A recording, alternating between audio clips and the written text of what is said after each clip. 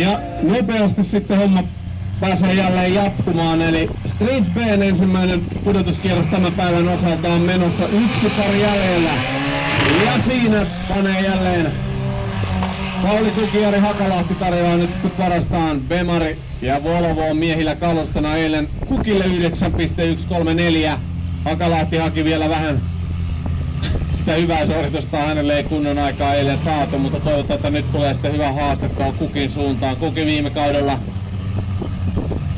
5.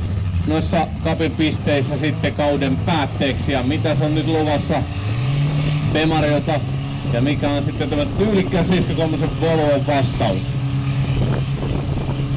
Kyllä Pauli Kukilla 91 ja pari kappaletta ja 197. Tasaselta suorituksen Kukilla. Nyt saa Hakalahti pelit liikkeelle ihan ok. Saa varmaan hyvä testihomma, mutta Kuki menee kauas karkuun ja 8-9-8-4 ja viikonloppu